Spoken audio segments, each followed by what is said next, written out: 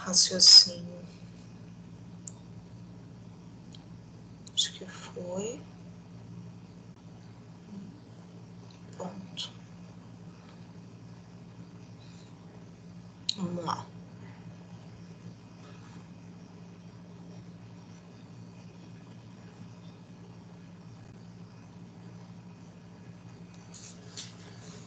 Deixa eu só pegar meu celular aqui para acompanhar o chat.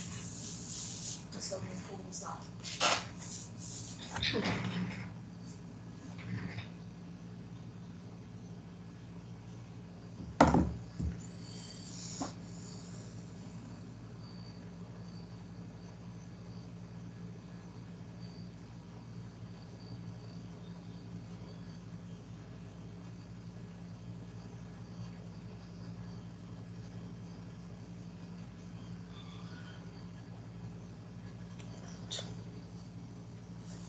Se alguém precisar usar o chat, já estou aqui com ele no celular.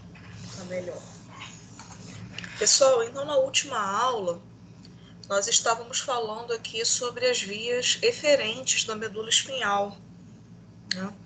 A gente começou falando sobre as vias piramidais, tá? A gente começou falando sobre, então, o trato córtico-espinhal. Né? Deixa eu ver se foi aqui mesmo que nós paramos. Foi isso mesmo. Então, nós começamos falando sobre o trato córtico-espinhal, né, que é a mesma coisa que vias piramidais.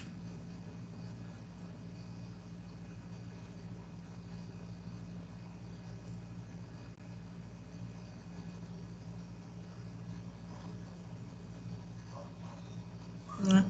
E as vias extrapiramidais são todas aquelas que não estão constituindo as pirâmides bulbares, né? Aquele par de intumescências, né? De pequenas intumescências que estão ali na região ventral do bulbo, né? No tronco encefálico. Então, elas não fazem parte daquela constituição.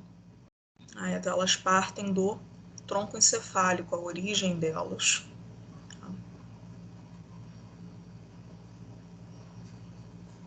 Tronco encefálico. A gente vai ver aí devagarzinho cada uma delas. Eu já adianto para vocês que aqui na medicina veterinária, o trato piramidal, que é o trato córtico-espinhal, ele pode ser até um pouco desenvolvido em algumas espécies domésticas. Por exemplo, o felino tem as suas pirâmides aqui bem constituídas, né? Porque é um animal que faz uma movimentação fina considerável dentre os mamíferos domésticos.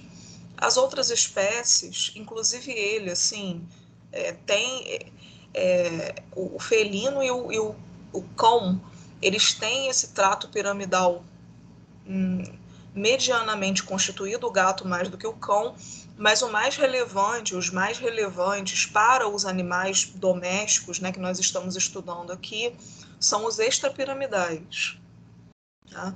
Que são os de manutenção de postura, tá? De mudança repentina de postura mediante algum estímulo rápido, externo, estímulo auditivo, estímulo visual.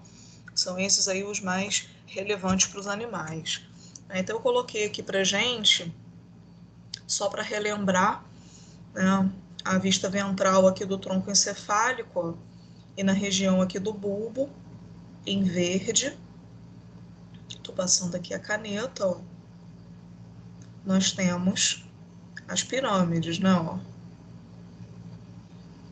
Então, são aqui os tratos córtico-espinhais, direito e esquerdo, né, fazendo lembrar, né, onde que eles estão passando ali e marcando anatomicamente, né.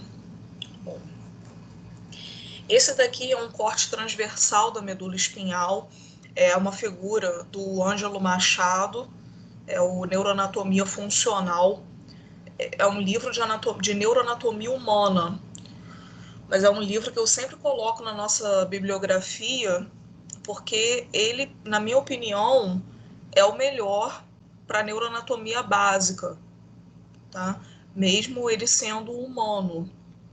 Eu prefiro ele do que os nossos livros de anatomia veterinária para poder estudar a parte funcional, tá, do sistema nervoso, por isso neuroanatomia funcional. Tá? Embora atualmente nós tenhamos uma versão veterinária da neuroanatomia funcional, tá, que é muito boa, muito boa mesmo. Tá? Depois eu passo para vocês o livro, o título é esse mesmo, Neuroanatomia Funcional para a Medicina Veterinária. Né? A autora, que é uma professora extremamente reconhecida, ela adaptou o título e fez uma versão veterinária do Ângelo Machado. Depois eu passo para vocês direitinho o nome da autora e a capa do livro, caso alguém queira fazer a aquisição dele. É um livro muito bom. Tá? Toda a adaptação da nomenclatura, figuras, né, diferentes, né? Tá muito legal. Então esse daqui, pessoal, essa daqui é uma medula espinhal humana, tá? Cortada, mas é a mesma coisa, pessoal. Vocês vão ver que a nomenclatura que está aqui é toda de anatomia humana, é anterior, posterior, tá? Mas a gente adapta para veterinária sem a menor dificuldade. Nessa figura aqui, nesse desenho esquemático, os tratos, né, e os fascículos estão esquematizados, né, de forma que a gente possa saber onde que eles estão na medula espinhal, em qual funículo eles estão localizados na medula. Tá? Então, esse daqui centralizado, né, em branco, é o H medular, né? Então, o H medular tá aqui, ó. Não vou nem pintar de verde, não. Vou pintar de preto mesmo. Aí vou mostrar para vocês esses tratos eferentes de grande relevância. Mostrar para vocês os piramidais aqui. Então, esse daqui é o H medular, né, ó, que eu rasurei todinho. Então, esse daqui é a substância cinzenta. Como nós estamos falando de tratos, a gente está falando de substância branca, então o H medular não interessa, não agora, tá? Não por enquanto. Então, olha só, pessoal. Na região aqui do funículo lateral da medula espinhal, ó, nós vamos encontrar esse grande trato, que a gente chama de trato córtico-espinhal lateral. Então, esse daqui é o trato córtico-espinhal lateral. Nós temos de ambos os lados, eu não vou circular o direito ali, vou fazer só do lado esquerdo, tá? Saibam que é simétrico, é bilateral. Então, o trato córtico-espinhal lateral é a continuação das pirâmides, tá? É a continuação das pirâmides, tanto esse daqui quanto esse daqui, ó, o trato córtico-espinhal ventral. Aqui está anterior, mas na nomenclatura da anatomia veterinária, ventral, né? Aqui, ó.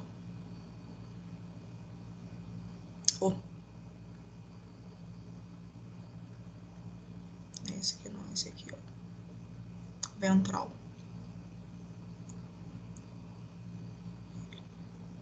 Fininho. Tá? Esses aqui, então, pessoal, que estão rasurados dessa forma, né, aqui horizontal, são os motores, são os eferentes. Tá?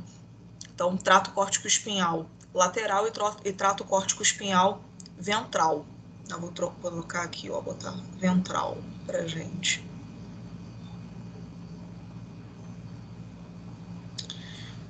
Esses tratos aqui são a continuação das pirâmides, são o trato córtico-espinhal. Só que na medula ele se divide, tá? Ele vai formar o ventral, que fica aqui na região do funículo ventral da medula, e o trato córtico-espinhal lateral, que fica no funículo lateral. Tá? Então, assim, lembra lá nas pirâmides bulbares, se eu voltar aqui, a gente viu que ocorre a decussação delas, né? A decussação das pirâmides. Eu vou até Deixa eu só fazer uma coisinha aqui rapidinho. Eu vou até colocar isso daqui maior, de propósito, só para mostrar melhor. Ó, é mais fácil a gente ver. Eu botei grandão agora. Fica bem melhor. Olha lá. Grandona a figura. Lembra, a gente viu que as pirâmides, elas vão sofrer uma decussação, né? A gente terá aqui, ó, a fibra vindo, né? Aí na altura aqui da decussação, a gente tem a troca de lado dessas fibras. Mesma coisa ocorre do outro lado, né? Isso é tudo simétrico. Pronto, decussou. Isso daqui vai ocorrer, essa troca de lado, com 85% das fibras.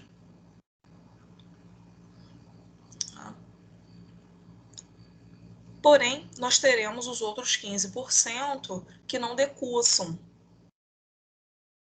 São as fibras que se mantêm aqui ventralmente e seguem do mesmo lado. Tá? Olha lá. Tá? Então, essas aqui são as 15% que não mudam.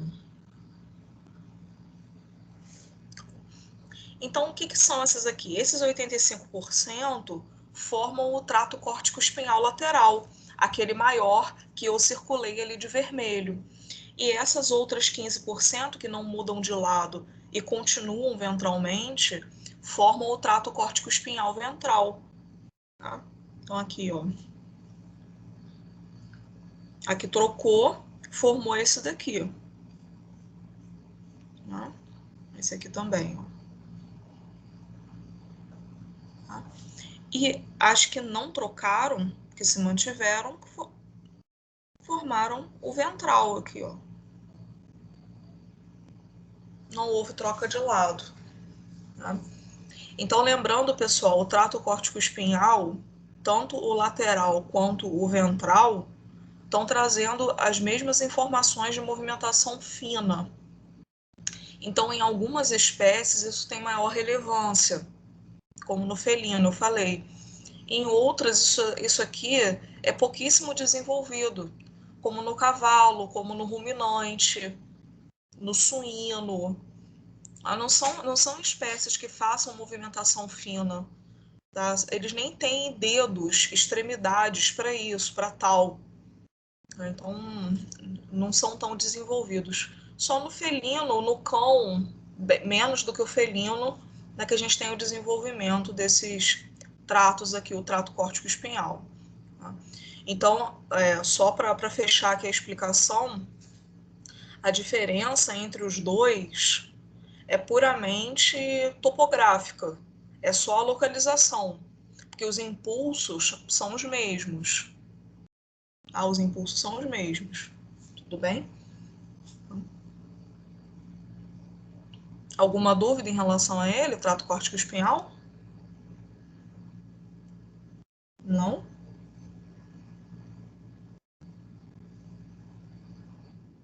Tá? Então, deixa eu falar das vias extrapiramidais. Então, esses aqui são mais relevantes para os nossos pacientes, tá? Essas aqui, que não envolvem movimentação fina. Tá? Então, vamos lá. O primeiro que a gente vai ver aqui é o trato rubro-espinhal. Rubro-espinhal. Né? Então, ele tá vindo, deixa eu colocar de outra cor aqui, eu vou colocar um vermelho escuro, só para mudar um pouquinho. Trato rubro-espinhal, tá vindo lá do núcleo rubro, aquele núcleo que eu mostrei para vocês foi na última aula, que a gente falou sobre a estrutura do mesencéfalo, né? A gente viu um corte ali do mesencéfalo, né? Um corte transversal, e vimos o núcleo rubro ali na região do tegumento.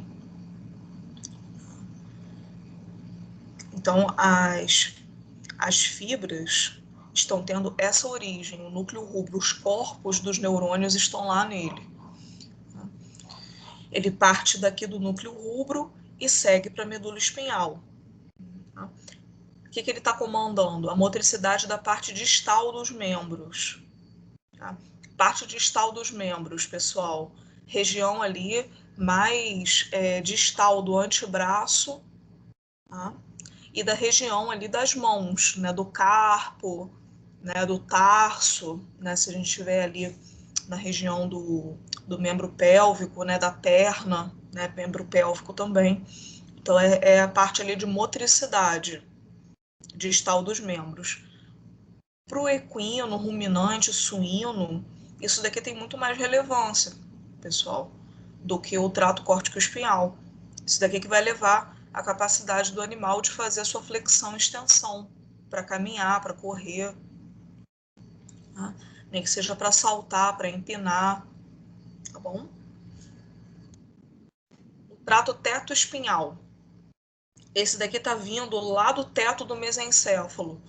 Tá? Teto do mesencéfalo, onde nós temos os corpos quadrigêmeos, que são os colículos rostrais e os colículos caudais. Lembra que a gente falou que parecia um ETzinho, né? Um geloco, a gente até brincou, né, pessoal aí que lembra, nostálgico, lembra do geloco. Tá? Então, esse daqui está vindo lá do teto da região do colículo rostral, justamente da parte dos olhinhos ali do ET, né, que a gente imaginou. Então, isso daqui está relacionado, pessoal, com a visão. Tá? Eu até brinquei no dia que a gente estava discutindo sobre que os folículos rostrais, como são os olhinhos, eles têm correlação com os impulsos visuais. Tá? Então, esse daqui, ele toma controle da musculatura axial. O que é a musculatura axial? É a musculatura da coluna, gente. É a musculatura postural, né? Imagina só que você, com a sua visão periférica funcionando, normal, claro, você está concentrado, escrevendo, fazendo alguma coisa, e você vê algo passando rapidamente aqui na sua direita, né? Só que você não identifica o que é. Você só viu algo passando rápido, porque a visão periférica também, a velocidade do objeto estava rápida. Pode ser uma mosca, pode ser um inseto, que passou rapidamente aqui pelo seu lado, mas você não viu o que é. Você, que estava concentrado aqui, mas viu isso, você entra em alerta, né? Então você vai rapidamente fazer o quê? Isso daqui, ó, não é? Ajeitar a sua postura, já ficar em alerta para poder ver o que era aquilo ali, né? Para poder se virar para poder ver, né? Vai que é uma mosca, vai que é uma barata, vai que meninas, quem tem cabelo comprido aí, vai que era o seu próprio cabelo. Isso acontece às vezes comigo, tem umas épocas que a gente está mais cansado, assim, mais distraído, né? Às vezes eu levo susto com o meu cabelo direto, assim, você está fazendo alguma coisa, o cabelo mexe e você acha que é um bicho, mas é o cabelo. Acontece também, quem tem cabelo comprido. Tá? Então, é esse estímulo visual que faz com que a postura fique ereta, né? No caso do animal, ele vai se aprumar melhor, né? Vai colocar os membros ali também em posição melhor, para ele poder ver o que é, tá bom? Trato vestíbulo espinhal. Tá? Esse daqui já está vindo lá do quarto ventrículo, da região dos núcleos vestibulares. Sempre que existe essa palavra aqui, pessoal, vestibular, falando de sistema nervoso, no conceito de sistema nervoso, está relacionado com equilíbrio. Tá? Equilíbrio. Vestíbulo, órgão vestibular é o órgão do equilíbrio. Tá? Então, esses núcleos aqui estão localizados lá no quarto ventrículo. Também vão exercer controle sobre a musculatura axial, ou seja, a musculatura da coluna, a musculatura da postura. Tá? Então, ele vai fazer a manutenção do equilíbrio e da postura do animal. Então, enquanto ele está se movimentando, a musculatura se contrai de forma a mantê-lo na postura correta. É isso, tá? Que esse trato vestíbulo espinhal faz. Essa é a função. Tá? Manter o equilíbrio do animal enquanto ele está em movimento. Trato retículo espinhal. Esse daqui, pessoal, já vem de uma formação nervosa que a gente vai estudar melhor na próxima sequência de slides, chamada formação reticular. O que seria a formação reticular? Ela é um uma intermediária entre substância cinzenta e substância branca. Ela não tem muita definição de qual conceito ela faz parte. Tá? Ela é formação reticular somente. Ela tem uma formação assim de neurônios, de corpos de neurônios, no meio da substância branca, assim, ó. Tem uns neurônios assim que ficam muito espalhadinhos, porém juntos, com os seus axônios no meio. Então, fica uma mistura de cinzenta com branca. A formação reticular, ela é uma das mais antigas, tá, do sistema nervoso central. É uma das primeiras formações nervosas mais complexas do sistema nervoso central. Eu digo isso em termos evolutivos. Ela é muito importante. Tá? Então, ela tá relacionada a, por exemplo, as emoções, a parte do controle do ritmo circadiano, ou seja, de quando você está dormindo e quando você está acordado, do seu relógio biológico. Tá?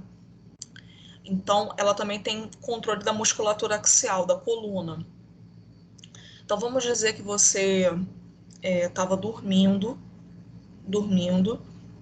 e de repente você acordou achando que está atrasado, tá? Ou atrasada, tanto faz. Tá? O despertador ainda não tocou, está cedo, mas você, né, no seu subconsciente, acha que o despertador não tocou, porque já aconteceu outras vezes disso, né? E você ficou com um certo trauma, uma autocobrança no seu subconsciente. Então, o despertador vai tocar às 6, você acorda às 5, achando que está atrasado. Tá?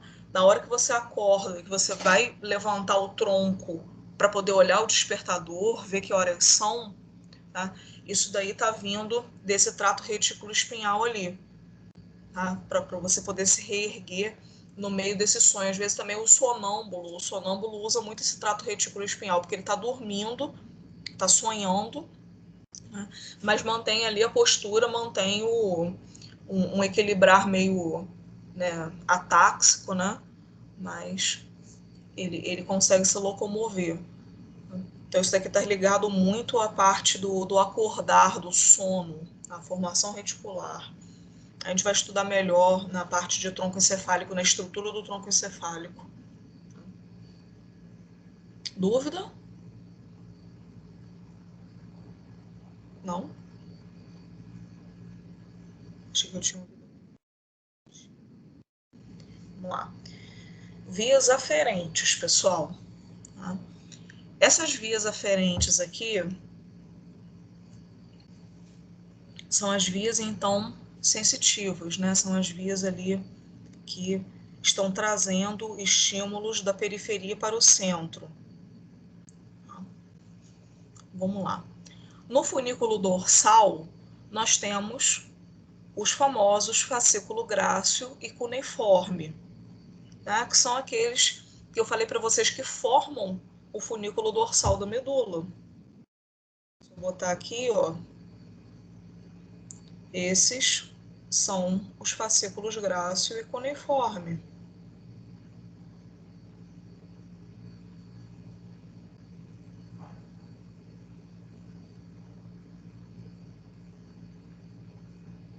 Tá? De um lado e do outro. Estão ocupando ali o funículo dorsal da medula todinho. Tá? Fascículo grácil e cuneiforme. Tá? Qual que é a função dos dois? Propriocepção.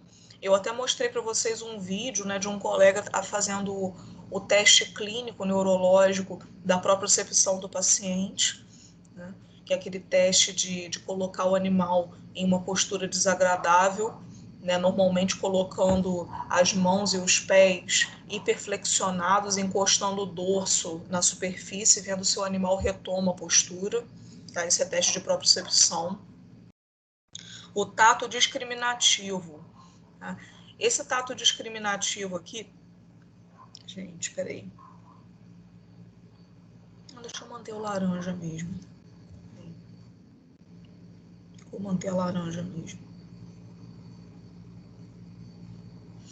Esse tato discriminativo nos animais, nos nossos mamíferos aí domésticos, ele não é tão desenvolvido, é mais para o humano, é mais para o primata, né?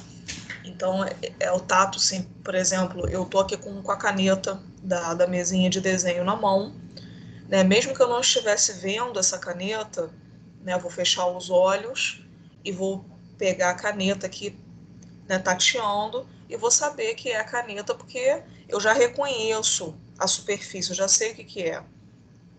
Tá?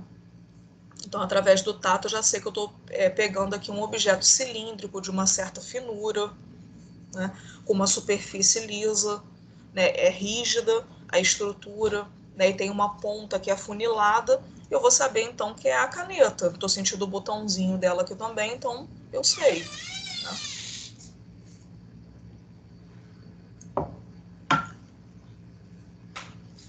Então eu sei que é a caneta da mesinha de desenho. Né? Seria a mesma coisa se eu pegasse o microfone, pegasse qualquer objeto, né, que eu já tenho uma experiência sensitiva de ter tocado. Né? Quando é algo que você nunca pegou, algo que você não reconhece, você automaticamente vai tateando aquilo ali, tentando associar alguma coisa parecida. Isso para a gente, tá? Para a gente, para o primata humano. Né? Nós temos esse tato discriminativo aqui muito, né, evoluído. Tá? Os animais nem tanto. Tá? Esse aqui é menos para eles. Não estou dizendo que eles não tenham, não, mas menos. Tá? Porque a quantidade de receptor de tato que eles têm nas mãos não é tão grande quanto a nossa. Imagina um equino. O equino, esses animais que são ungulados, né, todos eles que têm casco, eles não têm esse tato, né? Eles têm muito, por exemplo, o cavalo tem nos lábios, né? Algum ali tato discriminativo, sim, para ele poder sentir a superfície das gramíneas que ele está selecionando para poder se alimentar. Dependendo dessa superfície, né, dessa consistência, ele vai comer ou não. Tá? Sensibilidade vibratória. Essa aqui, nos animais, é mais desenvolvida do que na gente. Eu não sei se vocês já ouviram falar, teve aquele tsunami terrível no Sri Lanka em 2001, se eu não me engano, acho que foi 2001. Aquele tsunami foi sentido, deixa eu botar um roxo, aquele tsunami foi sentido, é, a, o choque das placas tectônicas, né? Foi sentido com muita antecedência pelos animais dos zoológicos, né, pelos animais ali, principalmente pelos elefantes, né? O elefante, ele tem uma sensibilidade vibratória absurda, absurda, né? Porque como é um animal muito pesado e ele tem receptores, né, muito evoluídos, né, receptores extremamente sensíveis nos seus coxins, né, nas suas mãos e nos seus pés. Ele é muito pesadão, né? Então ele está ali muito conectado com o solo pelo peso também. Ele sente com muita facilidade essa vibração. Então, os elefantes no zoológico, eles ficaram desesperados. Né? Eles já começaram a apresentar uma agitação ali de que tem alguma coisa muito errada acontecendo. Isso antes da onda levantar. Tá? Então, a sensibilidade vibratória dos animais, né, claro, dependendo da espécie, é bem mais evoluída do que a nossa. Eles têm essa conexão, essa capacidade de sentir vibração melhor do que a gente. Tá? E a estereognosia também. O que seria a estereognosia? Deixa eu botar de verde.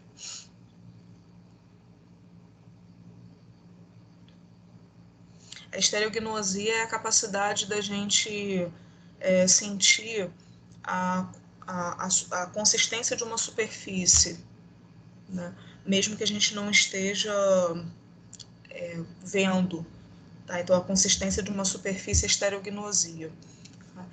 Esse, tudo bem, assim, ok, eles têm tão desenvolvido quanto a gente.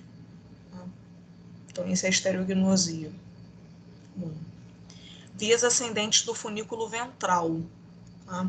Então, o que nós temos ali no funículo ventral? O trato espinotalâmico ventral. Tá? Trato espinotalâmico, gente, vindo da medula espinhal e indo para o tálamo. O tálamo, eu já comentei com vocês que é uma região lá do diencéfalo onde começa a consciência. Tá? Então, vem da medula para o tálamo. Qual é a sensação, né, que ele está trazendo? O tato protopático. Tá? Esse tato aqui do fascículo grácil do cuneiforme é o tato discriminativo, é o epicrítico, né, que é o que nós, primatas humanos, temos bastante desenvolvido. O tato protopático é um tato mais grosseiro, tá? É um tato bem mais grosseiro, que nos nossos mamíferos domésticos é bastante desenvolvido. Por exemplo, um animal que é cego, né, precisa ter esse tato protopático aqui, né, bem treinado, né, já que o animal não enxerga, não tem o sentido da visão, ele tem que saber distinguir o que é uma porta. Ele vai aprendendo, claro, né, por tentativa e erro, né, ele vai aprendendo o que é uma porta, se aquela superfície que ele está pisando ali é a tábua corrida da sala ou se é o piso frio da cozinha. Então ele vai aprendendo, tá? Se, se aquela superfície ali macia é o cobertor dele ou se é um cobertor novo. É claro que ele tem também a parte do olfato, que é muito aguçado, né, nos animais. Então esse é o tato protopático, é um tato mais grosseiro. Tá bom? Aqui, ó.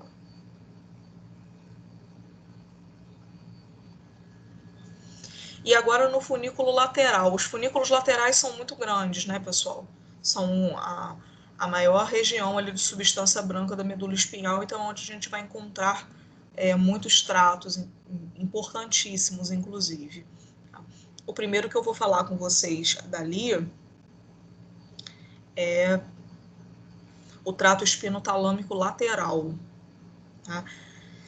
Então, vocês veem, esse daqui é um espinotalâmico ventral, né, que está ali no funículo ventral, indo da medula espinhal para o tálamo, levando o tato protopático. O trato espinotalâmico lateral é bastante importante porque ele é a via que está levando a dor e a temperatura. A dor e temperatura. Então, você colocou a mão numa superfície que está mais aquecida, mais quentinha, é por aqui que essa sensação vai subir, pelo trato espinotalâmico lateral. Sentiu alguma dor, é por aqui que sobe também. Tá? Então, é através daqui que são sentidas a dor e a temperatura. Eu coloquei aqui, e que é muito interessante a gente abordar, a cordotomia. Tá? Medula espinhal em inglês é spinal cord. Né? Então, uma cordotomia, tomia significa cortar, né? Em termo aí cirúrgico, esse sufixo aqui, seria o corte da medula espinhal. É o corte dela. Isso daqui, esse procedimento de cordotomia, era utilizado muito antigamente, tá, pessoal? Hoje em dia não se faz mais. Tá? Vocês imaginem isso aí no século XIX, século XVIII, tá? No século XIX, principalmente, né? Um paciente terminal, paciente com muita dor, às vezes com uma metástase já sistematizada, metástase óssea, né, paciente com câncer, e assim, com muita dor. O paciente não tem mais nenhuma qualidade de vida, nada, ele só sente dor, o paciente acamado. Os médicos, na época, descobriram que se a medula espinhal fosse cortada, seccionada nas laterais, esse paciente parava de sentir dor, porque havia uma interrupção do trato espinotalâmico lateral. Então, o médico pegava, passava aqui o bisturi, ó, claro que com os recursos que haviam naquela época, né, gente? Tá, então, ele passava o bisturi aqui, na lateral, ó, da medula, as duas laterais, aí tirava, tá? Cortava aqui, fazia uma secção mesmo, ó. Tirava essa sensibilidade à dor e à temperatura. O paciente tinha maior qualidade de vida. Nossa, Gabriela, mas isso significa que o paciente depois não vai recobrar os seus movimentos. É claro, né, que havia a interrupção até do trato córtico-espinhal, que cortava junto, né? O paciente não vai mais se movimentar. Gente, na verdade, ele já está em leito de morte já. É só para ele parar de sentir dor. Porque morrer, ele vai morrer mesmo. A morte vai vir em algum momento, mas pelo menos não tá sem dor, não tá sentindo mais aquele desconforto terrível, né? Então esse era o procedimento realizado aí, a cordotomia, tá? Para dar maior qualidade de vida para o paciente terminal. Vou botar aqui o azul escuro. Tá? Trato espinocerebelar dorsal. Tá? Ele está trazendo, pessoal, a propriocepção inconsciente. Tá? Deixa eu botar aqui. Tá? A propriocepção inconsciente é aquela manutenção de postura que nós temos, por exemplo, ao pisar num terreno diferente. Tá? Vamos dizer que você esteja andando numa superfície dura, um cimento, né, e de uma superfície dura você muda para terra molhada, fofa, para areia. Por exemplo, areia sem estar molhada não, areia seca, areia fofa. Né? Quando você pisa, você vai afundar na areia, né? Então, o fato de você pisar, né, e se manter na postura, né, para não cair, ajeitar ali os pés, né, passar a pisar com um pouco mais de força para não afundar tanto, essa é a propriocepção inconsciente. É o que vai levar você a manter a sua postura de acordo com a superfície que você está pisando ali. Tá? Então, essa propriocepção inconsciente trata o espinocerebelar dorsal. Tá? Trata o espinocerebelar ventral. Esse daqui vai fazer a mediação do trato córtico-espinhal. Tá? Opa!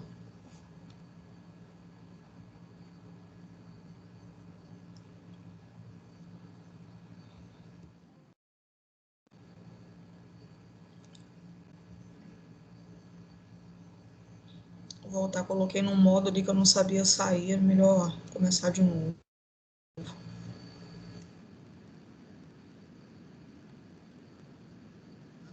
Então, ó, o trato espinocerebelar ventral vai fazer então a modulação da atividade do trato córtico-espinhal. Como é o cerebelo, pessoal, que comanda, né, e coordena essa atividade da movimentação, né, ele coordena os movimentos, ele que vai interceder aqui, esse trato espinocerebelar ventral, é que vai interceder aqui, levando as informações para o cerebelo de quais os movimentos estão sendo desempenhados. Tá? Até para o cerebelo poder aprender melhor aqueles movimentos. Se eles forem repetitivos, se eles forem de necessidade para aquele indivíduo, né? Por exemplo, a partir da alfabetização, a gente passou a ter que escrever muito, né? Então, a gente passa a ter que escrever. Como passa a ser um movimento frequente, o trato espinocerebelar ventral levando toda hora essa informação para o cerebelo, então, ele precisa coordenar melhor essa movimentação. Então, o cerebelo vai aprimorando, né, aquelas vias levadas pelo trato córtico-espinhal, de forma a você melhorar a sua letra, escrever mais rápido, a se tornar mais eficiente naquela atividade que está sendo necessária para você, né, a partir dessa idade, a partir dessa fase da vida. Tá bom? E aqui estão esses tratos, tá aí os fascículos ilustrados aqui na medula espinhal. O fascículo grácil cuneiforme eu já falei, já mostrei. Então nem vou aprofundar neles aqui, a gente já sabe. Ó. Nessa figura, deixa eu botar em preto, ó. O trato espinocerebelar dorsal aqui, gente, ó.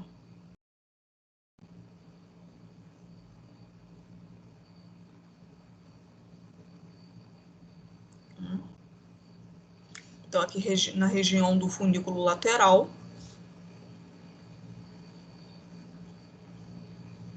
O trato espinocerebelar ventral, vocês veem que os dois ficam bem juntinhos aqui, ó.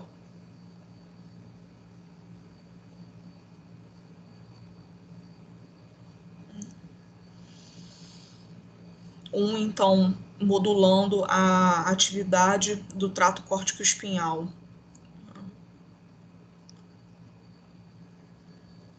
O trato espinotalâmico lateral, que é tão importante aí para as vias da dor e da temperatura. Tá? O trato espinotalâmico ventral, que é esse pique roxinho aqui, pequenininho.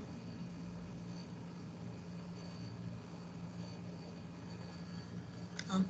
Para a gente não esquecer os dois espinotalâmicos e os dois espinocerebelares. Dúvida, gente? Deixa eu ver se alguém falou alguma coisa aqui no chat. Não, né? Então, beleza.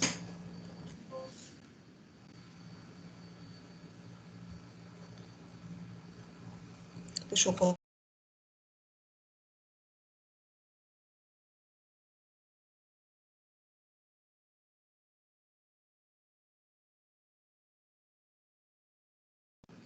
Epa, caiu na internet.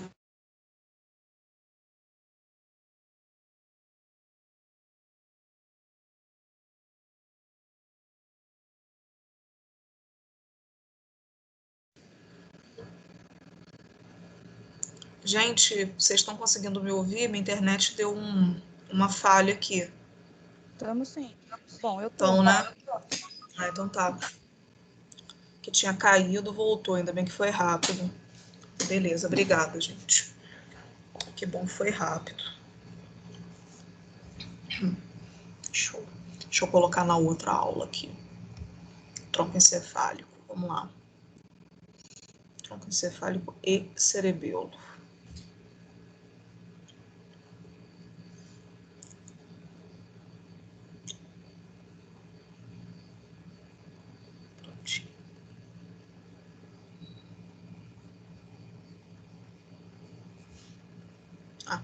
Então, povo, a gente vai pela mesma linha de raciocínio, observando agora a parte microscópica, a parte interna e funcional do tronco encefálico do cerebelo, assim como a gente fez na última aula, né, nesse finalzinho agora que a gente abordou, com a medula espinhal.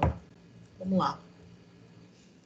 Primeiro, povo, vamos entender quais são as diferenças entre a medula espinhal e o tronco encefálico, tá? Na medula espinhal, povo, a gente viu que a substância cinzenta, que é o H medular, e a substância branca, que são os funículos, é tudo separadinho, é tudo perfeitinho nela, né? O H medular está bem localizado ali na região central e os funículos na periferia. Então está tudo muito bem separado ali, tudo muito bem delimitado. No tronco encefálico não é bem assim. No tronco encefálico nós teremos a fragmentação da substância cinzenta. Ao invés dela ser um bloquinho única ali, como o H medular, ela vai começar a se fragmentar, a se espalhar, aí formando um monte de núcleos. né? Porque a substância branca começa a passar por ela, cortando, né? Cortando o H medular, e essa substância cinzenta vai se espalhando, formando vários núcleos, tá? Então, vai haver a fragmentação da substância cinzenta, né, do H medular, vou colocar aqui em preto, H medular, pra gente não esquecer, né?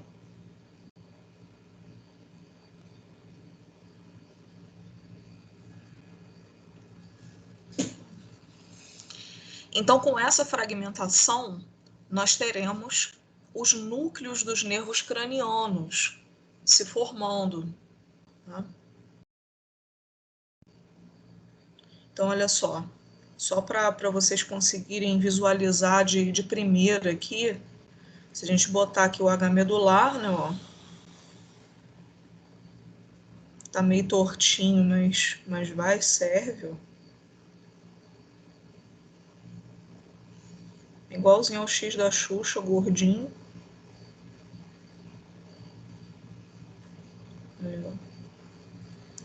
Esse é o H medular, né? Ali o canal central da medula, na parte mediana. Isso aqui na medula espinhal, né? Todo estruturadinho. Quando chega no tronco encefálico, pessoal, o que vai começar a acontecer? Eu vou colocar em laranja. As fibras, no laranja não fica legal não, vou colocar em azul. As fibras que estavam passando aqui em sentido longitudinal, nos funículos, né? Então a gente via todas elas muito bonitinhas, todas paralelas aqui, né? Organizadas assim, tá? Tô colocando aqui o fascículo grácil cuneiforme, o funículo dorsal mesmo.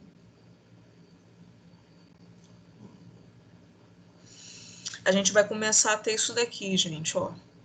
Formação de fibras em sentido transversal. Então, ao invés delas ficarem paralelas, longitudinais ao comprido na medula, elas vão começar a fazer isso, ó. Por exemplo. Quando elas tomam esse sentido transversal, elas separam a substância cinzenta. Então, ao invés de eu ter isso aqui, bonitinho na medula, como na medula, eu vou ter isso aqui, ó.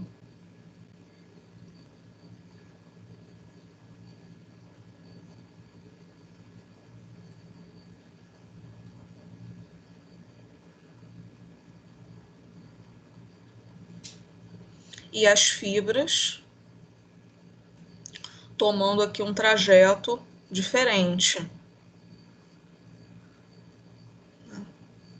Vou botar aqui esse aqui também, ó. Como elas vão mudando de posição, elas vão fragmentando o H medular e formando esse monte de núcleo. Tá? Esses pretos aqui são núcleos. Os núcleos dos nervos cranianos, que a gente vai estudar aí no futuro próximo, que são aqueles nervos que saem diretamente do encéfalo. São 12 pares. Deixa eu apagar a tinta. Tudo bem?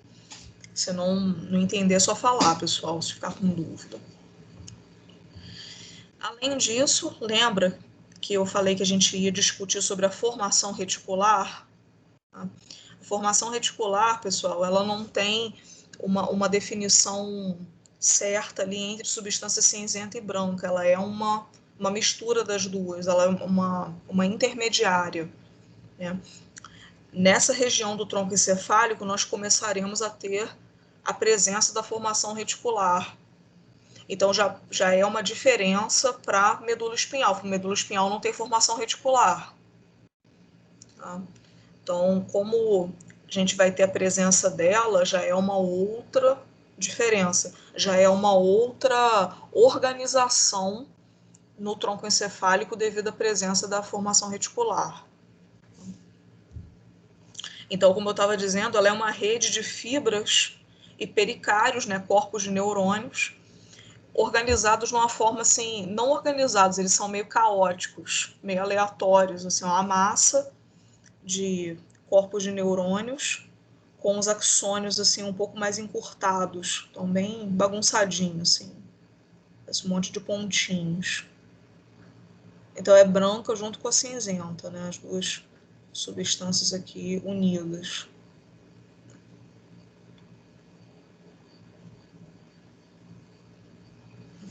Vou falar do bulbo primeiro.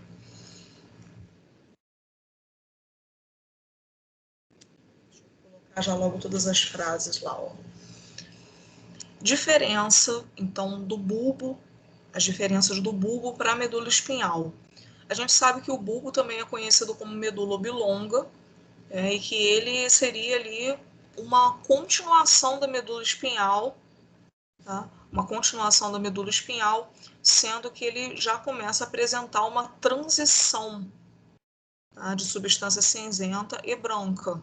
Elas já começam a mudar bastante em relação à medula espinhal. Então vamos lá.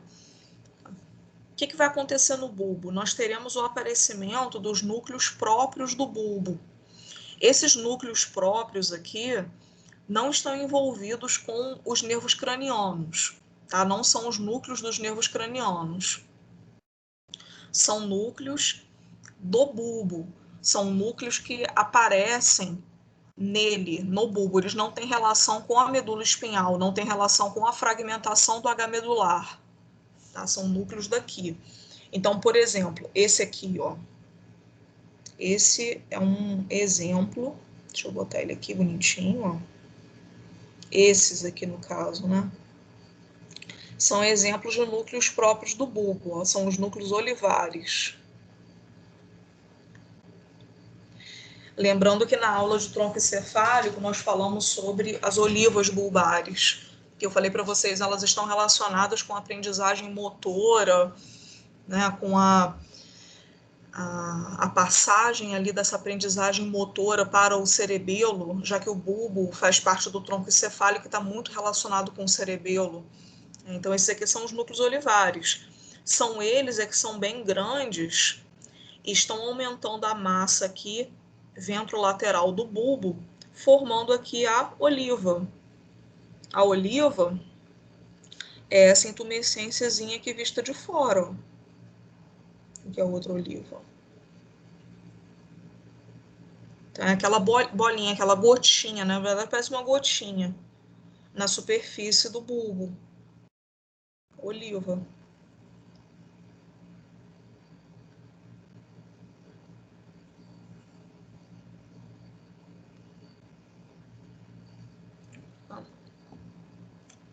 Então, esses aí são os núcleos próprios. A gente pode destacar, então, os núcleos olivares. Tá aqui.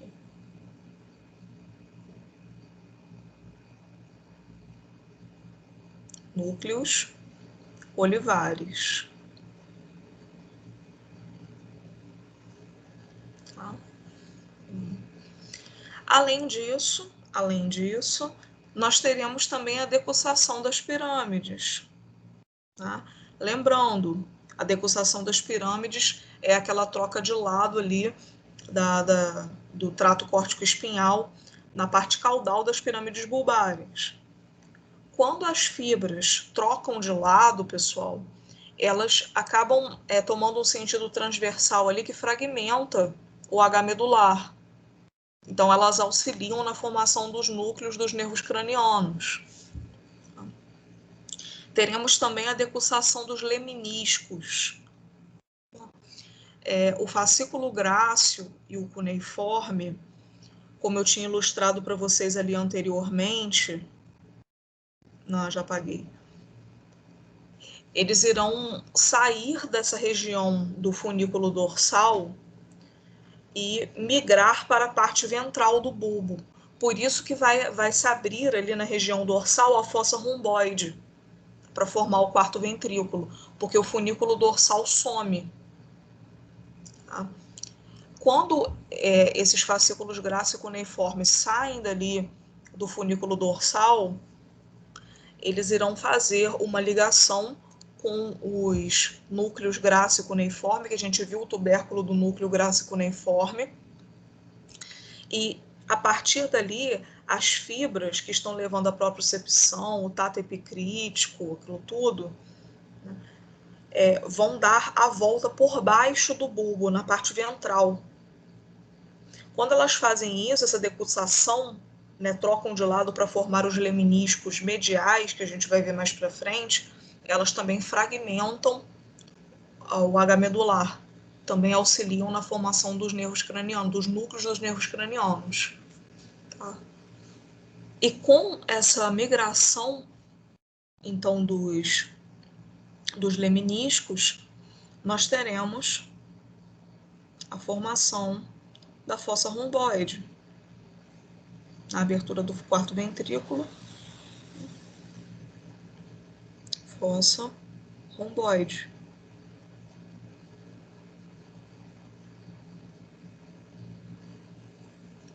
Tá?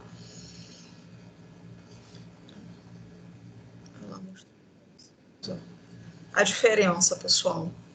Aqui do lado esquerdo, a medula espinhal, né, com a sua substância branca, né, os funículos corados aqui num verde água. Tá?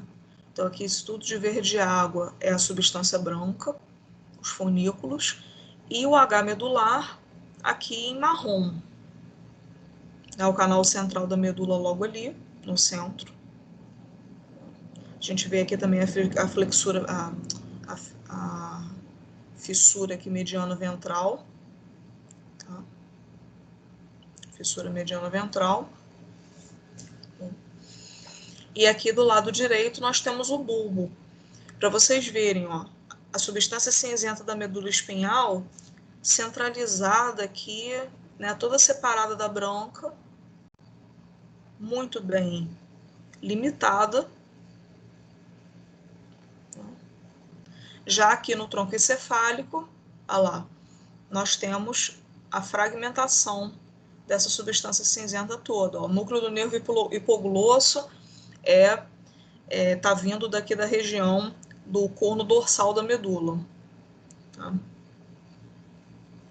Deixa eu ver o que mais que eu acho aqui. De nervo craniano, só esses. O resto é tudo núcleo próprio do bulbo. Então, os núcleos olivares, núcleo cuneiforme, isso aqui é tudo próprio. Tá? Aqui, os núcleos olivares aqui do outro lado, esses aqui são todos próprios. Tá? Tem um ali, o trato solitário, também é fragmentação do H medular.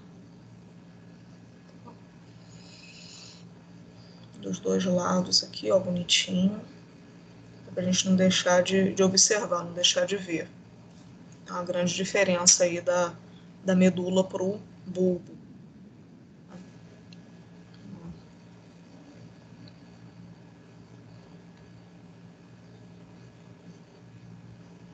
Eu coloquei essas duas figuras aqui, né, que são muito, muito bonitas, para eu poder mostrar para vocês, pessoal, como que são duas fotomicrografias, né, de medula espinhal de rato, tá?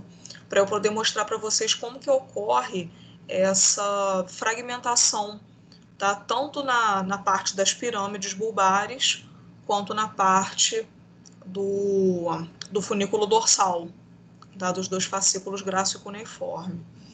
Então, vamos lá. Fascículo grácil e cuneiforme, vou mostrar neles primeiro, né? São fibras longitudinais.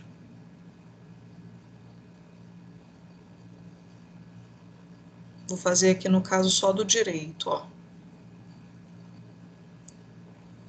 Chegou ali na região mais caudal do bulbo, quando ele ainda não perdeu a parte dorsal, ele faz isso daqui, ó.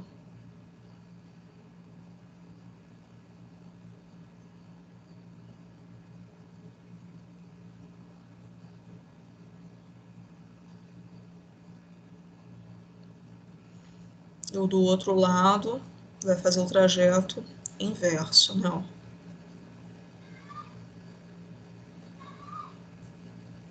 Esse daqui faz isso.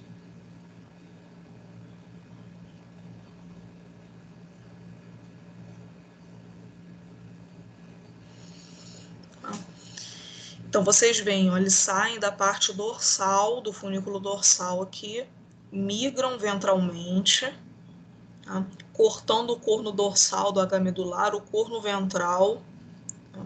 Decussam e seguem, ó, na direção do tálamo. Estão subindo, tá? São vias aferentes. Então, eles estão seguindo lá na direção do encéfalo, ó. Vou botar aqui, ó.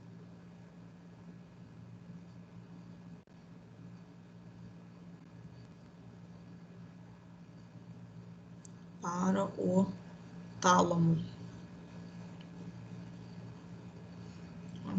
Então, esses dois aqui, pessoal, são os leminiscos mediais.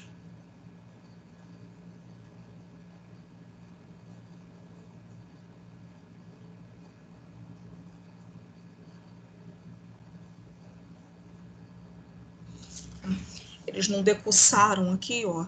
Essa aqui é a decussação dos leminiscos. Como os dois fascículos agora não existem mais,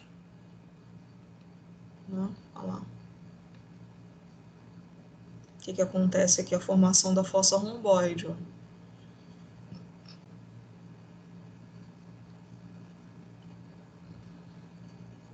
Aqui.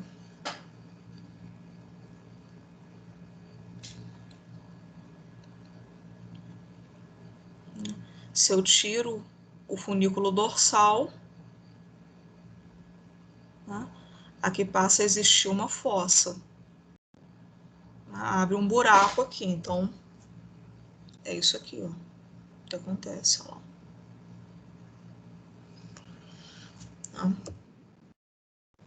Bastou o fascículo grácil cuneiforme saírem daqui para poder abrir a fossa romboide. Então, isso daqui foi a decussação dos leminiscos. Agora vamos para a parte do trato piramidal, das pirâmides bulbares. Só que no caso das pirâmides bulbares, nós temos vias eferentes, né? Eles estão descendo. Então, eles estão vindo daqui, ó, lá ventralmente, né?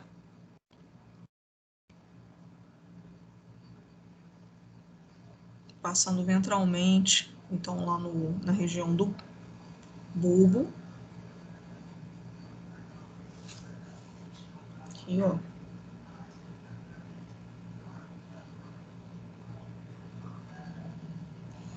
Quando eles chegam aqui, lá naquela parte mais caudal do bulbo, aquelas fibras, aquelas 85%, né, vão fazer isso, ó.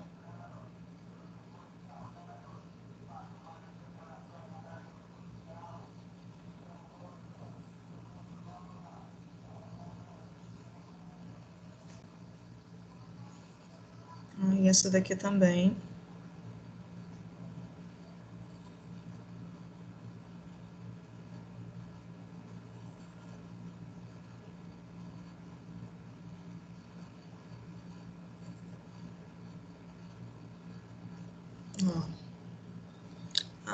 Decussaram, essa daqui é a decussação das pirâmides.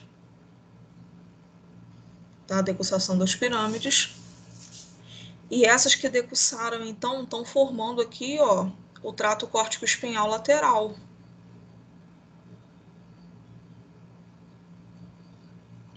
São aquelas 85% que decussam, que a gente já viu.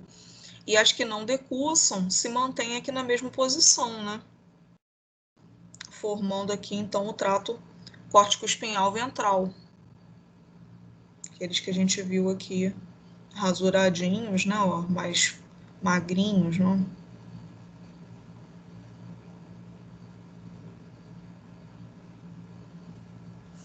São aqueles 15% que não decussam.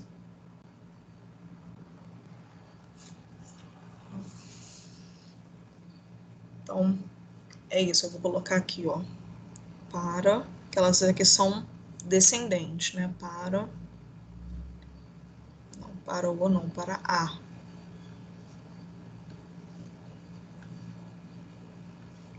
Para a medula espinhal. espinhal.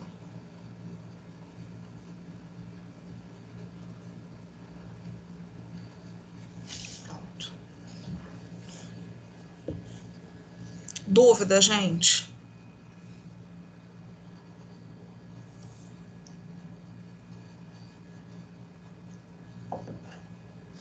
Não? Tranquilo? Beleza. Valeu. Tá bom. Vamos lá. Os tipos de substância cinzenta do bulbo, gente. Nós teremos a substância cinzenta homóloga, a da medula espinhal, e a substância cinzenta própria do bulbo. Qual que é a substância cinzenta homóloga? Lembra que eu falei para vocês que as fibras cruzando ali, fazendo aquele trajeto transversal, elas vão fragmentar o H medular? Né? Então, essa substância cinzenta homóloga aqui é resultado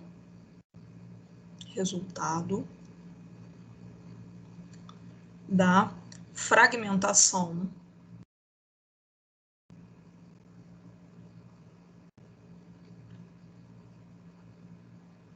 do H medular.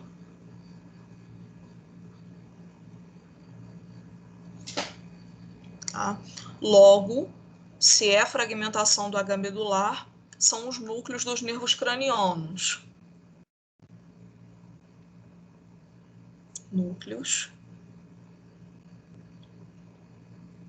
dos nervos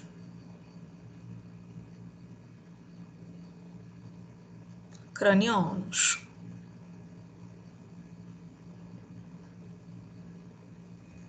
Tá?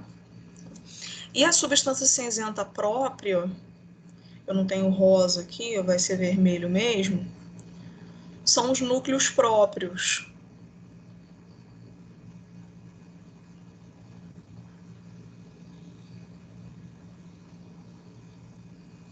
Tá?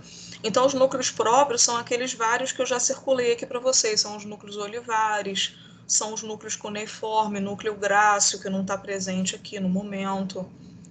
Tá?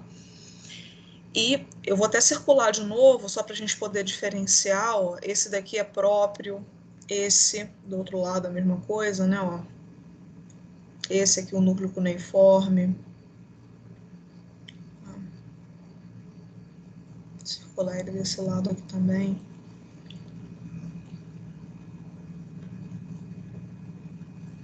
E esses aqui em laranja, eu não tinha visto o do vago, ó, do nervo vago, do trato solitário, aqui, junto. Tá? Esses aqui são todos núcleos da substância cinzenta homóloga, tá? Porque eles são os núcleos dos nervos cranianos. Tá? Então, estou colocando aqui eles em laranja ali na figura. Isso daqui eu só estou colocando alguns conceitos para vocês, isso depois vai ficar mais claro mais para frente, vai tudo ficando mais fácil de entender conforme a gente for avançando com a aula. Só não quero que vocês tenham dúvida nisso daqui, porque senão, se não entender esses conceitos, vai acabar se embolando mais para frente.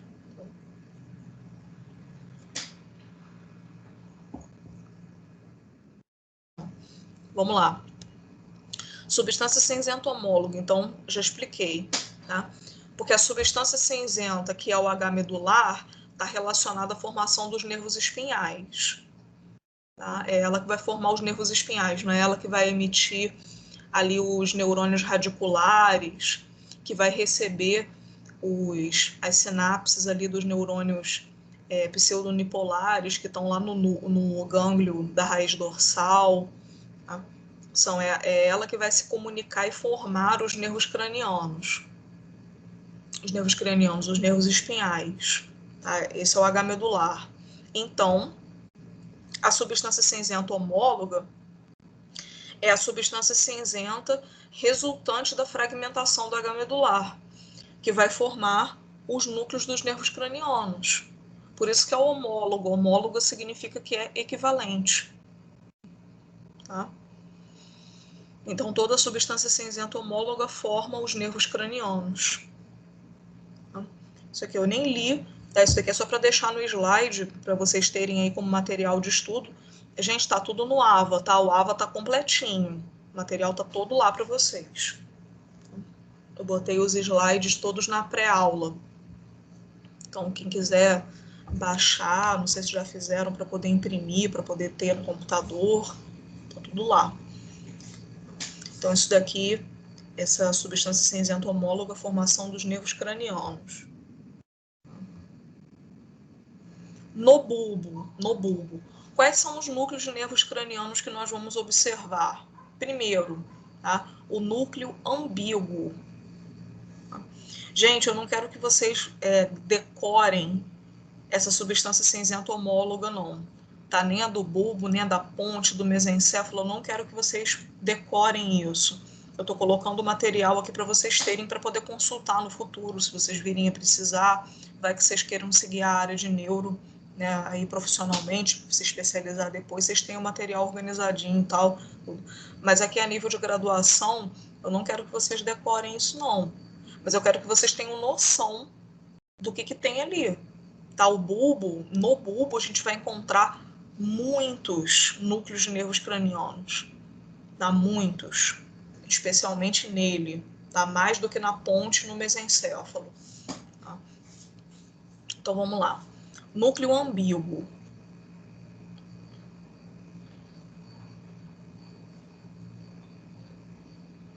Ó, iremos encontrar ali fibras, né, saindo do núcleo ambíguo, fibras eferentes viscerais especiais.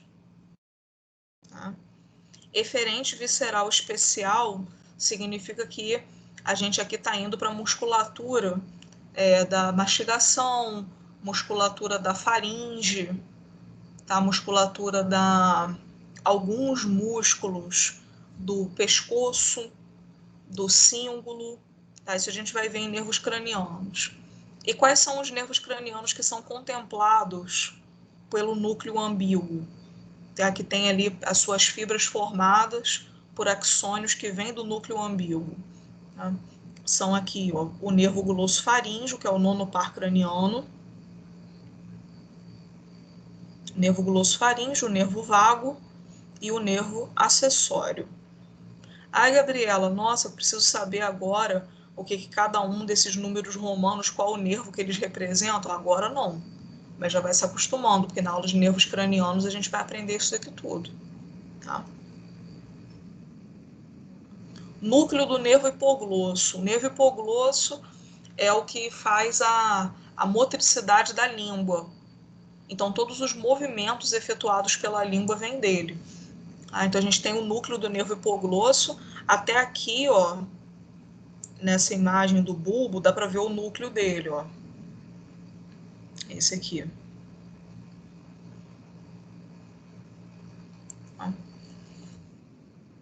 O nervo hipoglosso é o nervo que está trazendo ali a motricidade da língua. Então, nós temos fibras eferentes somáticos, tá, para a musculatura da língua, para o 12º par craniano, que é o nervo hipoglosso. Tá? Núcleo dorsal do nervo vago. Nervo vago, pessoal, é o 10º par craniano, tá aqui ele, ó. E esse cara aqui é muito importante, o nervo vago, para controle visceral, para o controle das vísceras, do sistema respiratório, sistema digestório, para o próprio coração. Tá? Então, ele é um nervo muito importante, tá? Que está trazendo a movimentação ali, a contração da musculatura lisa e da musculatura do miocárdio. Tá? Então, aqui a gente tem sistema nervoso parasimpático. Depois a gente vai ter aula de sistema nervoso autônomo, né? Ó, sistema nervoso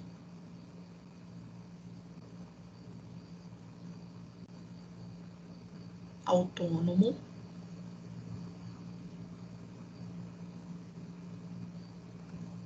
Parasimpático.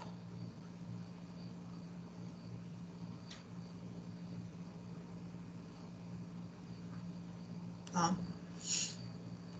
Então, ele está fazendo parte disso aqui. E essas fibras eferentes viscerais gerais estão levando ali a capacidade de contração da musculatura lisa e da musculatura do miocárdio. No caso, elas estão inibindo, estão fazendo com que elas sejam mais lentas, essas batidas do coração. Porque é sistema nervoso parasimpático, se fosse do simpático, estava aumentando a capacidade de contração do miocárdio. A gente vai falar na aula do sistema nervoso autônomo. Núcleos vestibulares. Vestibular significa do equilíbrio. Tá? Então, a gente tem ali as fibras, né, a chegada das fibras aferentes somáticas gerais do nervo vestíbulo coclear, que é o 8º par craniano. Esse nervo aqui, vestíbulo coclear, está trazendo informações da orelha interna, tá? Tanto as informações auditivas quanto as vestibulares, quanto as do equilíbrio, a posição da cabeça em relação ao corpo. Tá? Então, a gente tem ali a chegada dessas fibras nos núcleos vestibulares. Tá? Núcleo do trato solitário. Tá? A gente tem fibras aferentes viscerais especiais, principalmente do sentido da gustação. Vou colocar aqui, ó, gustação.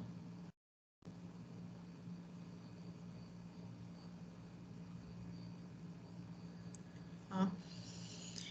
Vindas aqui, então, através do nervo facial, que é o 7º par, do nervo glossofaríngeo, 9º par, e do nervo vago, 10º par. Tá? O núcleo do trato solitário também está presente aqui nessa fotomicrografia, aqui, ó. É esse aqui.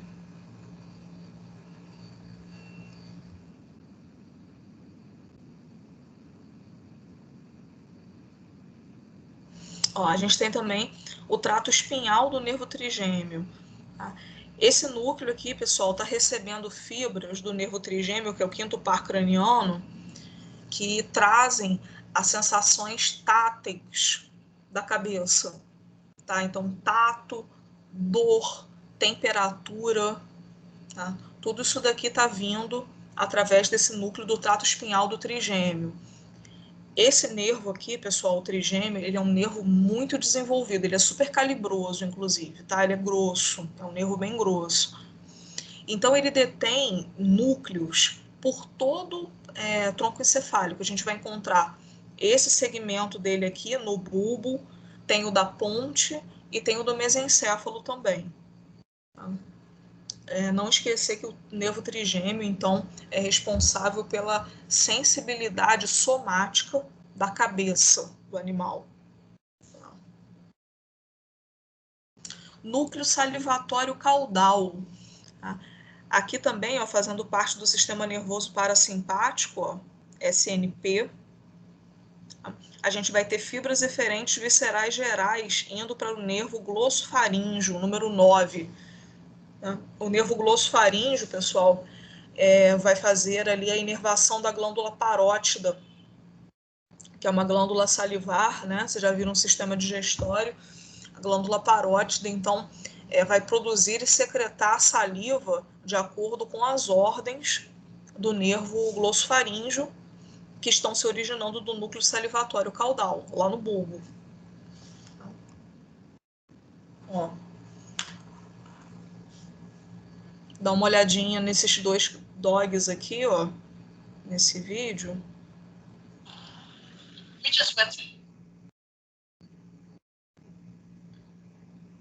O que está acontecendo? A dona comprou um sorvete no McDonald's e vai oferecer para os dois.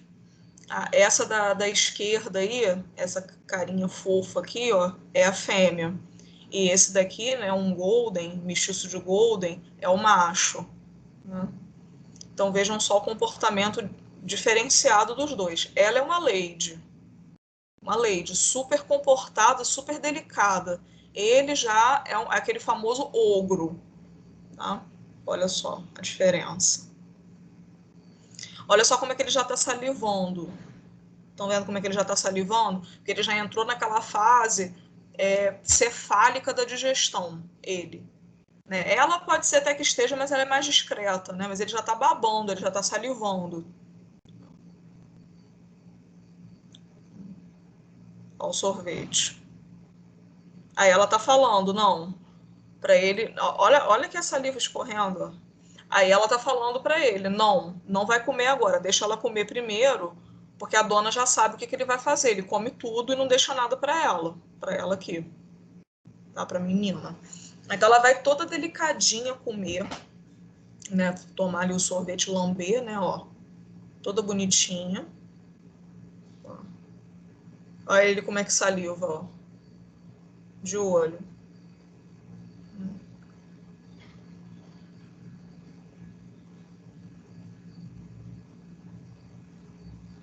Olha ele.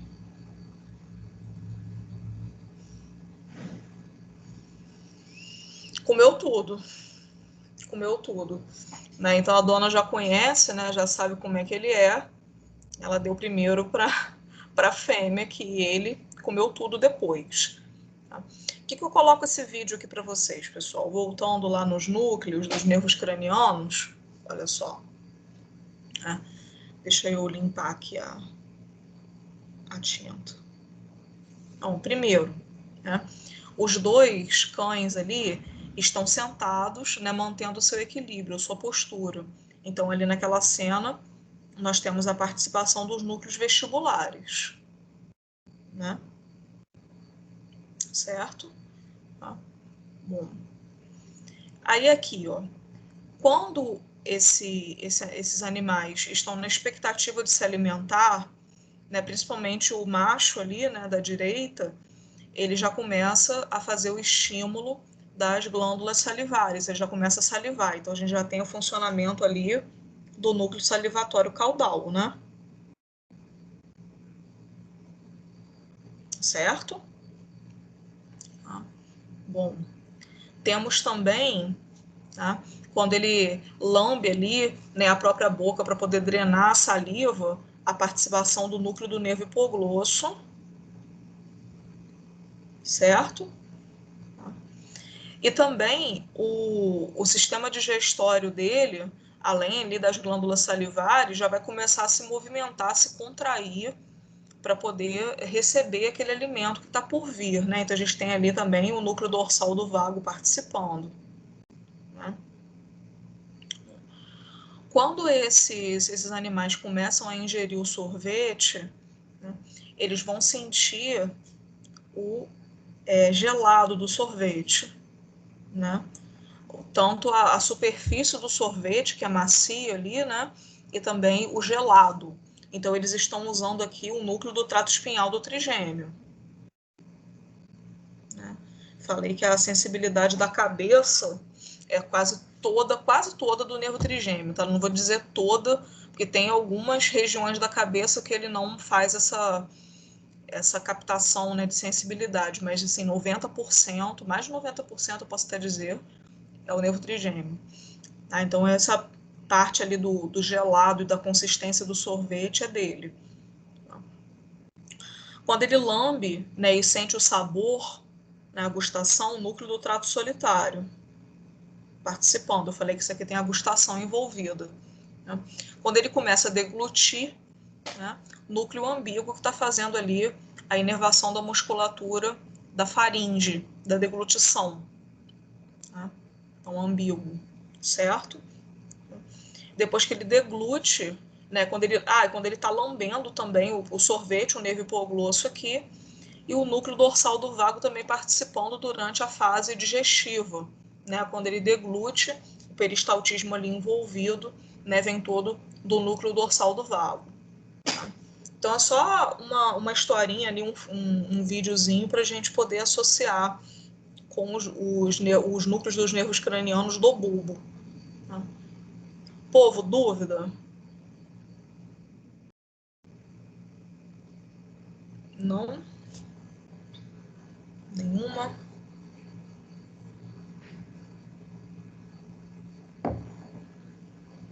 Então, beleza. Substância cinzenta própria. Esse daqui eu vou passar até mais rápido, porque a gente já discutiu bastante. Né? Aqui a gente tem os núcleos olivares, que eu já circulei de várias cores em vários slides aí para vocês, que estão envolvidos com a aprendizagem motora, né? Principalmente a da movimentação ali repetitiva, mais essencial, como caminhar, né? Então, núcleos olivares já foi, né? E a formação reticular, né? Formação reticular, gente, se nós pegarmos aqui um esquema, né, de um encéfalo, no caso aqui é um encéfalo humano, que foi a figura mais didática que eu encontrei, tá? Mas nos animais a posição é a mesma, tá? A localização é a mesma, topografia. Tá? Então, olha aqui, uma vista é um corte sagital do encéfalo humano, né? Então, nessa região aqui nós estamos no cérebro.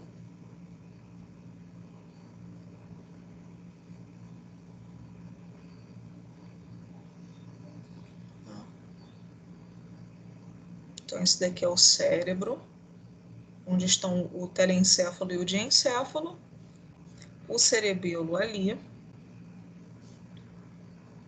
tá? Mais inferior, né, no humano, posterior e inferior.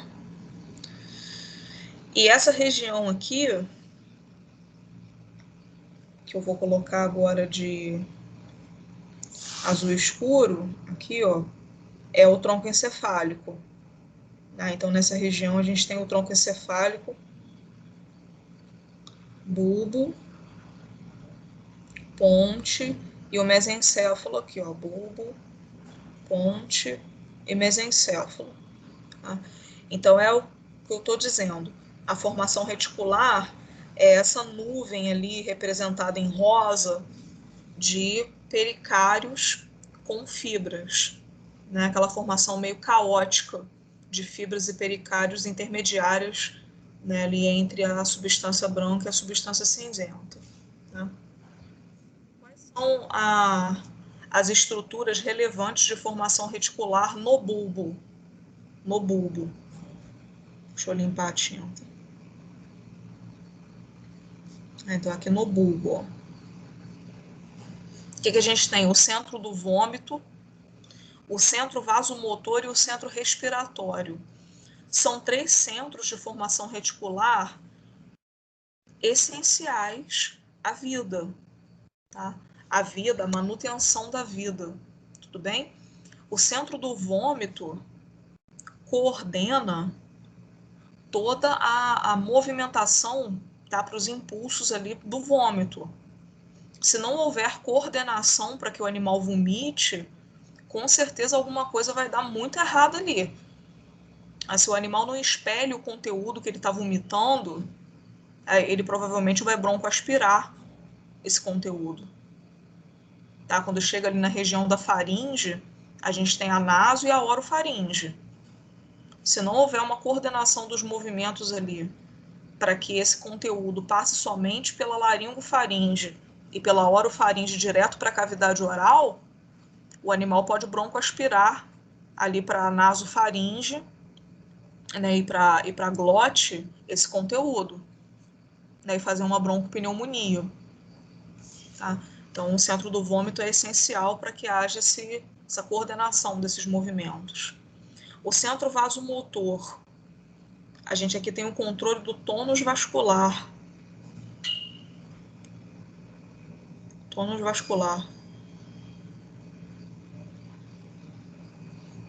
Tá? Então, aqui, povo, os vasos, principalmente as artérias, né, vão ter a recepção do controle do quanto elas devem estar contraídas, com a parede mais rígida ou mais dilatada, mais flácida, mais relaxada. Tá? Então, por exemplo, quando o animal entra num quadro de desidratação, por exemplo, né? Com a desidratação, o volume dentro dos vasos, né, o volume sanguíneo vai diminuir. Então, a pressão cai. O animal desidratado, ele tende a ser o quê? A ficar hipotenso. Para correção dessa pressão arterial sistêmica, os vasos devem responder fazendo o quê? Constrição, né? Tornando a sua luz menor para a pressão ali interna dos vasos ser mantida. Então, quem que controla isso é o centro vasomotor, no bulbo. Centro respiratório. Também é outro importantíssimo centro respiratório. Ele que vai controlar, pessoal, os movimentos involuntários da respiração. Quando você para de prestar atenção na sua respiração e deixa a cargo do sistema nervoso autônomo, quem controla é aqui, o centro respiratório. Tá? Então, imaginem que se houver uma lesão no bulbo, nessa formação reticular, nesses centros aqui, o animal vem a óbito. Tá? Isso daqui é incompatível com a vida. Como que o animal não tem controle da sua respiração, do tônus vascular, né, e do vômito, caso seja necessário? Tá? Então isso daqui é incompatível com a vida, o animal vem a óbito. Dúvida? Professora, Eu falo. no caso do centro do vômito, nos equinos, eles não vomitam, mas eles regurgitam alguma coisa, se eles precisarem colocar para fora. Se precisar colocar para fora, já era, porque ele não pode colocar. Uhum. Mas tem alguma coisa a ver? O cavalo, para você ter noção, ele nem eructar, nem arrotar, ele arrota. Ah, mas Nem ar. Pode falar. É tipo alguma. Como fala? Mas tem no centro do vômito, ele tem. Sim, mas é evolutivo? É menos desenvolvido? É menos desenvolvido no equino, sim. Mas ele tem. Porque, assim, o cavalo, em caso, assim, de extrema dor e desconforto, ele tenta vomitar. Ele tenta. Só que ele não tem as estruturas anatômicas que permitam ele fazer isso. Ele tem ali a curvatura menor do estômago dele é muito fechada, né, já impede o estômago de ser comprimido de forma correta para o conteúdo voltar. O cárdia, né, o esfíncter do cárdia é muito forte, então não se abre direito para o conteúdo voltar para o esôfago, e o palato mole dele é muito longo. Então, mesmo que ele vomitasse, não ia sair pela boca, ia sair pelo nariz, né? O conteúdo ia para a cavidade nasal, para a nasofaringe, para a cavidade nasal, porque o palato mole dele, em sentido reverso, assim, não consegue se movimentar para o conteúdo voltar para a cavidade oral. Então, mas ele pode tentar, no desespero ele tenta. Ainda tem uma outra coisa, o estômago do equino fica na parte intratorácica do abdômen, porque o tórax dele é muito grande, né? São 18 pares de costelas. Então, o estômago dele, ele é até inacessível cirurgicamente. A gente não consegue operar estômago de cavalo. Não dá. Não dá pra gente acessar o estômago dele. Porque ele fica no tórax, não na cavidade torácica, mas fica dentro do gradil costal. E bem cranial ali, lá encostado no diafragma. Então, assim, mesmo que ele tentasse vomitar, né, ele não tem o alcance da musculatura do abdômen para poder comprimir o estômago. Ele só tem costela ali em volta, então ele não consegue comprimir o estômago, fazer a movimentação para comprimir. Mas, em desespero, ele até pode tentar, por causa da dor, né? Mas se vomitar, vomita pelo nariz, e se isso acontecesse, esse extravasamento de conteúdo gástrico, é porque o estômago rompeu. Já era. Vai morrer. Vai morrer. Então, assim, a gente fala que esse cavalo expelir conteúdo gástrico pelas narinas, você já pode ir levando para onde você vai enterrar, se ele estiver andando, porque já era. Rompeu o estômago. Caramba. Tá bom, obrigada. Um problemão. Nada.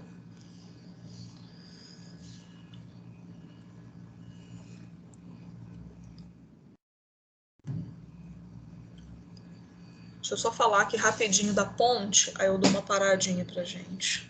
Peraí. Vamos lá. Ponte, povo.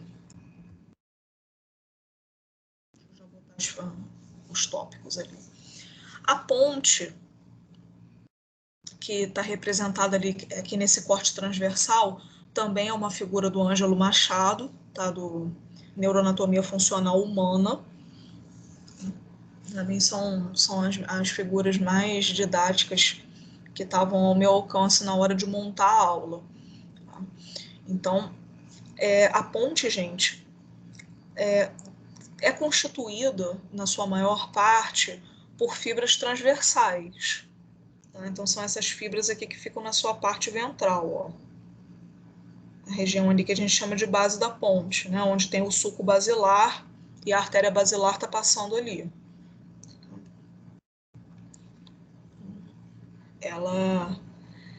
Esse tipo de fibra aqui, ó, passando de um lado para o outro, transversal.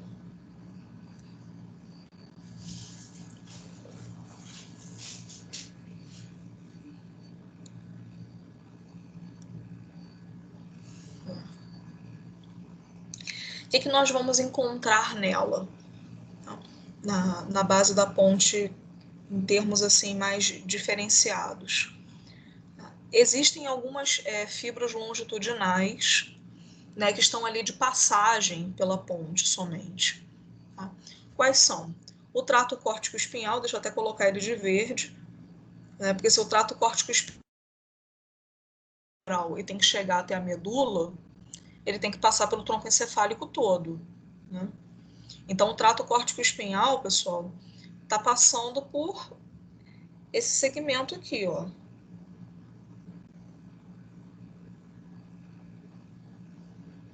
Tá? A gente vai encontrar algumas fibras transversais nessa região, tá? Mas existem alguns tratos, tá? Que são descendentes, ó, passando por ali. Tá?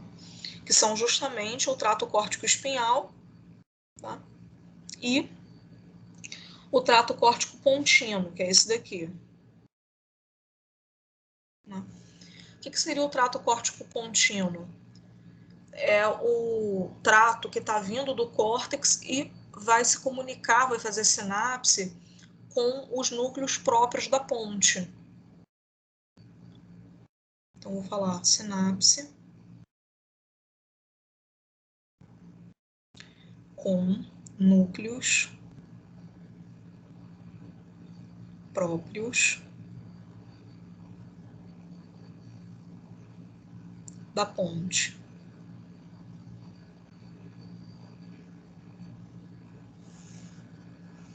Tá? Que são esses aqui, pessoal, que a gente chama de núcleos pontinos.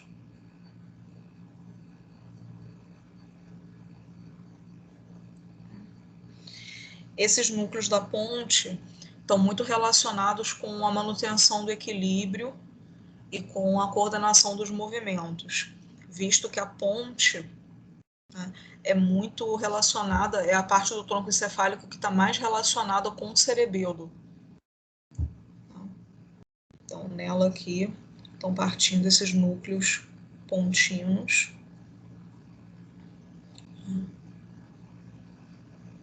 Então, principalmente aí coordenação dos movimentos. Tá bom? Dúvida? Olha aqui, na ponte a gente até encontra um núcleo olivar, ó. Não, verde não. Tem azul, ó, o núcleo olivar aqui. Olha lá a coordenação dos movimentos aqui participando, ó. Tá? Dúvida? Na ponte? Não?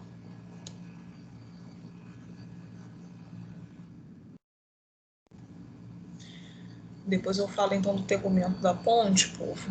Vamos dar um intervalinho de 10 minutinhos, são 10:02. Eu dou uma pausa aqui pra gente